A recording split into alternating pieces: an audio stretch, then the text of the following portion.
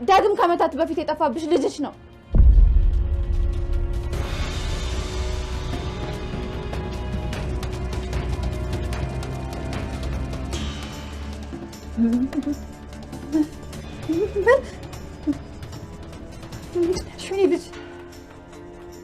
እና በኃይሉ አንድ መስማት ያለብህ ዜና አለ። ምንድነው እሱ? እቻ አሮጊት ማለቴ የብሌን አሳዳጊ ናት። የዳግም ወላጅ እናት ናት። ምን? እንዴት አወቅሽ? አሁን ገነት ልጇ ልታገኝ እኛ ቤት መታለች። ገነት የዳግም እናት ናት? አዎ፣ አሁን አልተገናኙም። ማለቴ ዳግም እስኪመጣ እየጠበቁን ነው። ስሚኝ ቃል፣ የኔ ልጅ ወይ እናቴ፣ እውነት ነው አይደል? አገኘሁ የኔ ልጅ። አዎ እውነት ነው እናት። ያላንቺ ዓለም ጨልሞብኝ ነበር። እኔ እናቴ ራሱ ሁሌ ማታ ማታ አንተን ሳስብ ሳለቅስ ነው የማድረው። እኔ ላልቅስልሽ እናቴ። ከዚህ በኋላ በሞት አይቆጨኝም። አትሞችብኝም እናቴ። በጣም ነው ናፈቅሽኝ። እቅፍሽ ናፍቆኛል። ጸጉሬን እያሻሸሽ የምታስተኝን ቀን ናፍቆኛል። የኔ ልጅ ናቀፈኝ እስኪ።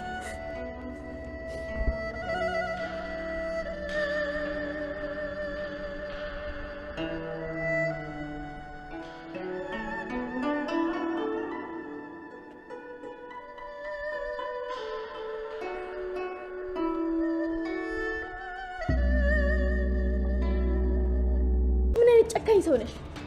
ቆይ እናትና ልጅን በምን አይነት ምንድን ነው የምትጠቀሚው? እሺ የኛ ጻድቅ አሳዘኑሽ? አዘንሽላቸው? ወረኛ እንደዛ ሲሆን እያየሽ ምንም አይመስልሽም? ቆይ ትንሽ እንኳን አትጸጸችም? ሰላም ሰላም ውዴ ቻናሌ ቤተሰቦች እንዴት ናችሁልኝ? ደህና ናችሁ ወይ? እንኳን ወደ እኔ ቻናል በሰላም መጣችሁልኝ ቤተሰቦቼ። እንዴት አላችሁ? ሁሉ አማን ነው ወይ? አደራ ድራማ፣ ተወዳጁ አደራ ድራማ። አደራ እንደ ስሙ እንግዲህ ታሪኩም ልክ እንደ ስሙ የሆነ የአንዳንዶቻችሁን በተለይ ደግሞ ልጅ ለዘመድ አደራ ብላችሁ የምትሄዱ ሰዎችን ህይወት የሚቃኝ ማለት ነው።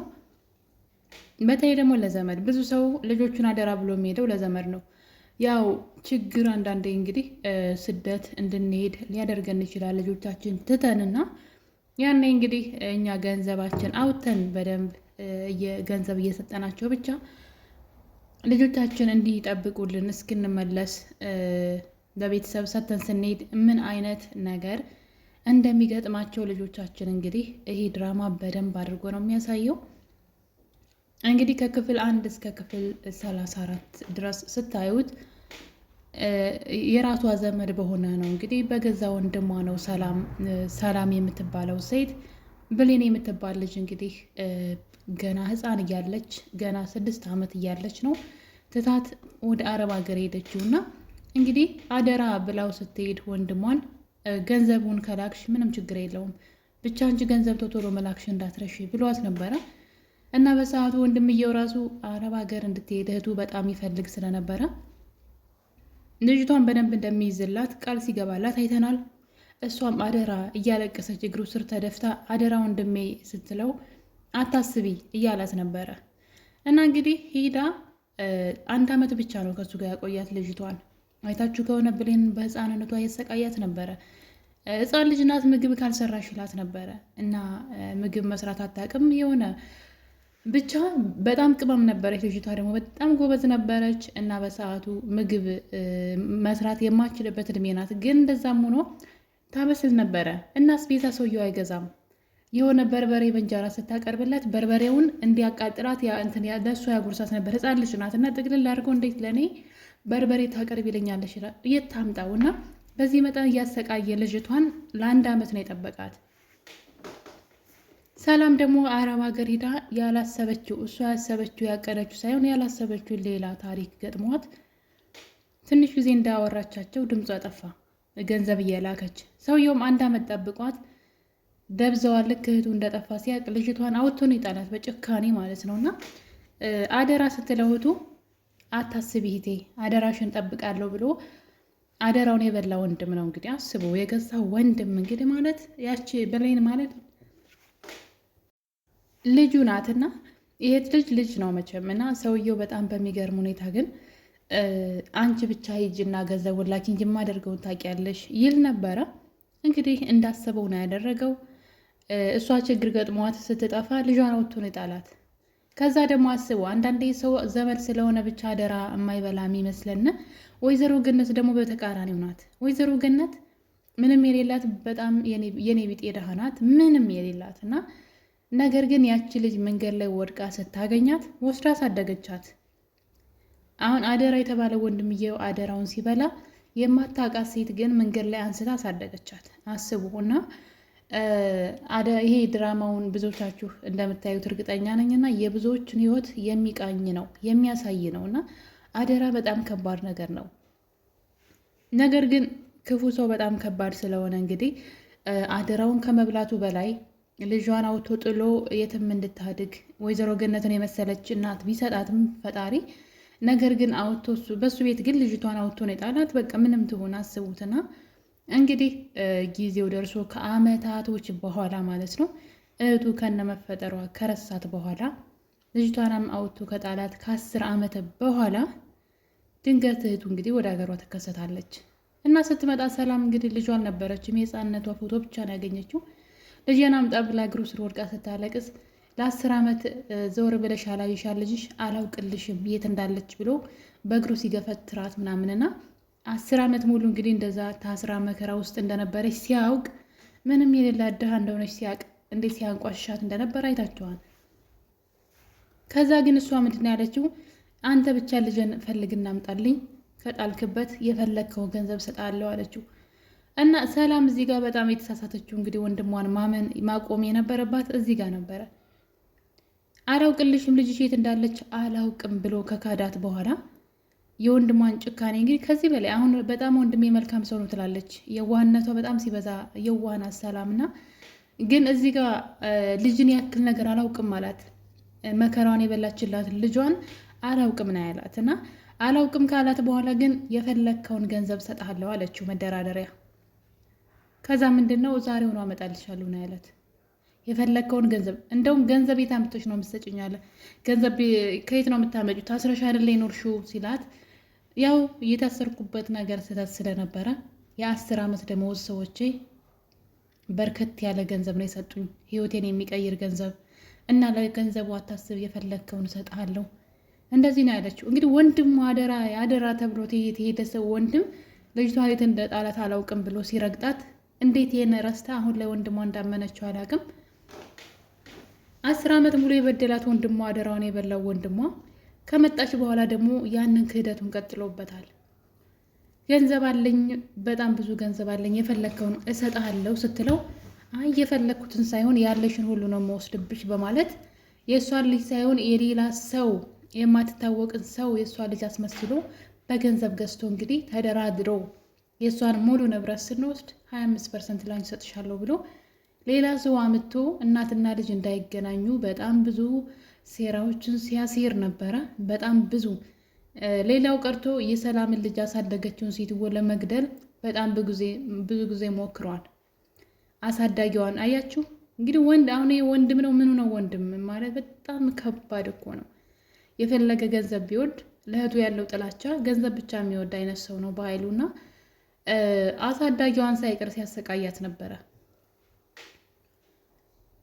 እኔ እኮ ገንዘቡን አብሮት ሊቀበረው ነው ወይ ነው ይህ ሁሉ ገንዘብ በጣም በሚሰራበት መስሪያ ቤት የሚሰራው ወንጀልና ማጭበርበር በጣም ብዙ ነው። አቶ በኃይሉ የሄቱን ንብረት ብቻ አይደለም በጣም ብዙ የድሃዎችን ባያለበት በጣም ጨካኝ ወንጀለኛ ሰው ነውና ነገር ግን የራሱ ህይወት የለውም። የሚያገባ የወለድ አይደለም። አሁንም ከእህቱ ቤት ውስጥ ነው የሚኖረውና የእህቱን የሆነ ነገር ሁሉ ወስዶ እህቱን አሳብዶ ገሎ እሱ ብቻ ገንዘቡን ይዞት መቀበር ነው የሚፈልገው መሰለኝና በጣም ነው የሚያሳዝነው። ገንዘቡን ለምን እንደሚፈልገው ራሱ አያውቅም። ነገር ግን ሲበዛ ለገዛቱ ያለው ጥላቻ በጣም ከባድ ነው እና እንግዲህ እናትና ልጅ እንዳይገናኙ በጣም ብዙ ሴራዎችን እያሴረ እስካሁን ድረስ አለ ማለት ነው። እስካሁን ድረስ ግን እውነቱ ያልተገለጠበት ደግሞ ነገር ምንድን ነው?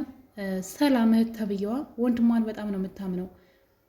ልጇን ባደራ እንኳ ጠብቆ ያልጠበቃት ሰውዬ ይዞ ያልጠበቃትን ሰውዬ አሁን ድረስ ታምነዋለች። እንደ ንጹህ ሰው ነው የምታየው። ማለት ይሄ በጣም ከባድ ነገር እኮ ነው። ልጅ የት ናት ስትለው አላውቅልሽም፣ ለ10 ዓመት የት እንደጣልሻት የት ናት ብለሽ ያልጠየቅሻት ልጅ አሁን መተሽ ልጄ ለምን ትይኛለሽ? አላውቅልሽም ነው ያላት። እግሩ ስር ተደፍታ እግሩን ይዛ እንዴት እንደገፈተራት እንዴት ያንን ትረሳለች? ከዛ ድንገት ግን ገንዘብ ሰጣለሁ ስትለው ደግሞ ከየት አመጣት ሳይባል እነሆ ልጅሽ ብሎ አመጣላትና አሁን ላይ ግን እያስጠቃት ያለው የሰላም የራሷ እንዝላልነት ነው ማለት ነው። መጀመሪያ ላይ መጠርጠር ነበረባት። ልጅቷ ከየት መጣች? እንዴት ማን አሳደጋት? የት አደገች? ማለት ብዙ ነገር መጠየቅ ሲገባት ለ10 ዓመት የነበራትን ናፍቆት ለመወጣት ብቻ ዝም ብላ በደመ ነፍስ ቃልን ተቀብላት ነበረ። ቃል ቤቷ ከመጣች በኋላ ደግሞ እግር በእግር የገዛ ልጇ ሰራተኛ ለመሆን ቤቷ ተቀጥራ ነው የመጣችው። እና እንግዲህ እስካሁን ድረስ ከክፍል 1 እስከ ክፍል 34 ድረስ ሰላም ለሰከንድ እንኳን ቃል ልጅ አይደለችም ብላ ለመጠራጠር አልሞከረችም። ቃል በጣም ብዙ ስህተቶችን ስትሰራ እያየች፣ ሰላም ግን እስካሁን ድረስ አንድም ነገር እንኳን አልነቃችም።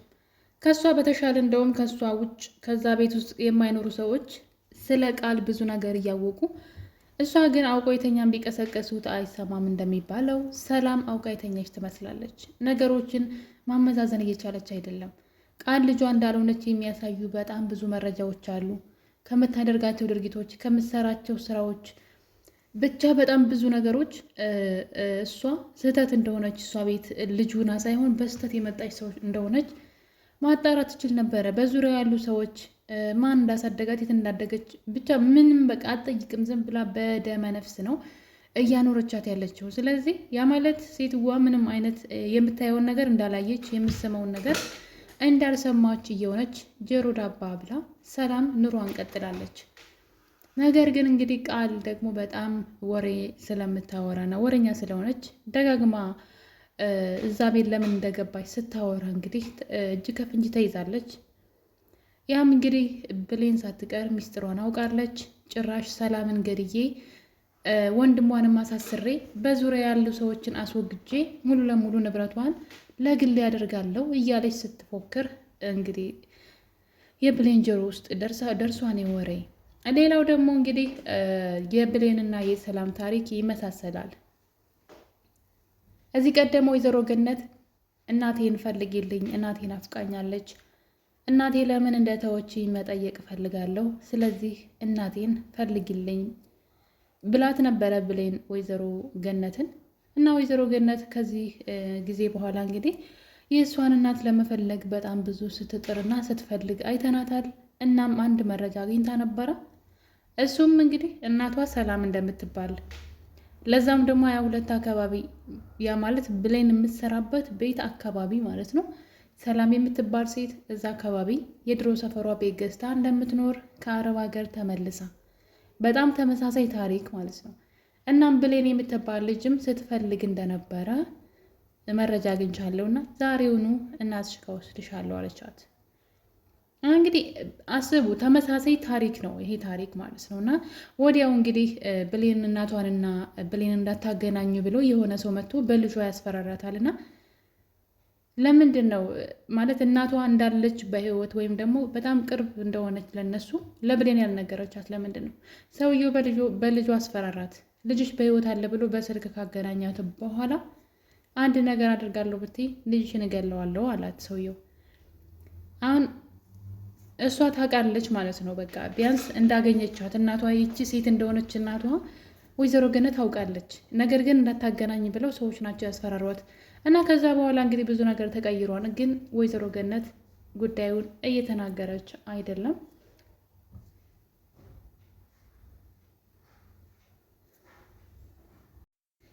ሰላም በተደጋጋሚ ደግሞ እንግዲህ ብሌንን ልጅን ብሌን በልጅነቷ ትቻ ሲሄድ ልክ ከእሷ ጋር የነበረኝ ጊዜን አንቺ ጋር ሲሆን አስታውሰዋለሁኝ እና ከቃል ጋር ይልቅ ከአንቺ ጋር ሲሆን ልጅ ትመስኛለሽ እያለች በተደጋጋሚ ለብሌን ስትነግራት እያየን ነው።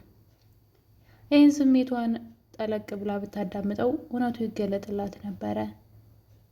ነገር ግን ወይዘሮ ሰላም ነገሮችን ጆሮ ዳባ ብላ እያለፈች ትገኛለች።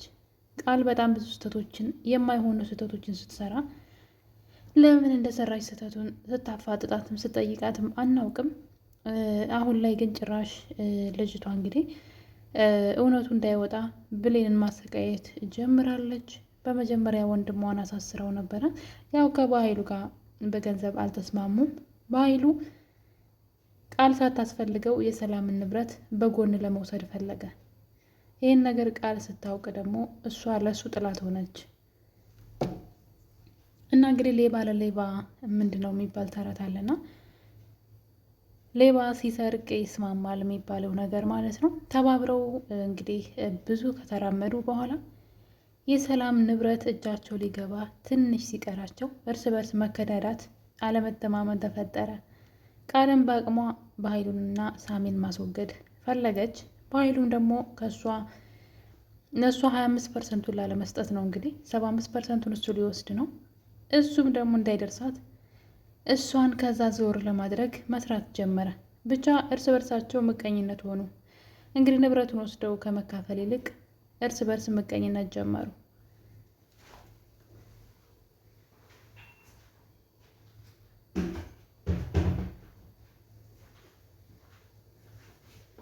እናም እንግዲህ አንዱ የአንዱን ጉድለት ሲፈልግ ድንገት ቃል ግን የአቶ ባህሉን ደካማ ጎን አገኘችው። እናም በሱ እየተጠቀመች ነበረ። እሱንም እስር ቤት እስከማስገባት ድረስ ደርሳለች። ያው ተሳክቶላት እንግዲህ ለተወሰነ ጊዜ ያሳስረው ነበረ። ነገር ግን ሰውየው ባለስልጣን ስለሆነና የሚያውቃቸው ሰዎች እንግዲህ ከስር አስፈትተውታል። ወንጀሉ ግን እንዲፈታ የሚያደርገው ወንጀል አልነበረም የሰራው። ነገር ግን ወጥቷል። በዛ ላይ ደግሞ በጣም እንደዚህ እንዲወጣ ያደረገው ነገር የሰላም ተግባር ነው። ሰላም ንብረቶቿን ሁሉ በስሟ ስታደርግ ሰላምን ለመግደል በጣም የዘገዩበት አንደኛውና ዋነኛው ምክንያት ሰላም ንብረቷን ሙሉ ለሙሉ በስሟ ስላላደረገች ነው። በስሟ አልሆነም ማለት ደግሞ ቃል ወራሽ መሆን አትችልም ማለት ነው። ስለዚህ ንብረቶቿን ሁሉ በስሟ እያደረገች ነበረ። ለዛ ነው እሷን መግደል የተዉት። ከመጀመሪያው ጀምረው ሊገሏት ነበር ሀሳባቸው። እና እንግዲህ እሷ አሁን ላይ ንብረቱን በስሟ ማድረግና ቃልን ደግሞ ልጇ ወራሽ አድርጋ ውርስ ውስጥ ማስገባት ስራዎችን እየሰራች እንዳለች ሲያቅ እንግዲህ አቶ ባህሉ በፍጥነት ከእስር ቤት ወጥቷል። ነገሩ አልተመቸውም ወይም ደግሞ አላማረውም የቃል ተንኮል እንደሆነ ስላወቀ እንግዲህ ከእስር ቤት ወጥቶ አሁን ላይ ሁሉንም በአካባቢው ያለን አብሯቸው ሲሰሩ የነበሩትን ሁሉ አስወግዶ ብቻውን የሰላምን ንብረት ለመቆጣጠር እየሞከረ ይገኛል። ከዛ ቀድማ ግን ብሌን ልደርስበት ትችላለች ብዬ አስባለሁ። እና ውድ ቤተሰቦቼ አደራ ክፍል 34 እንግዲህ ሊመስል ነበር። በሌላ እስከምንገናኝ ሰላም ሁኑልኝ።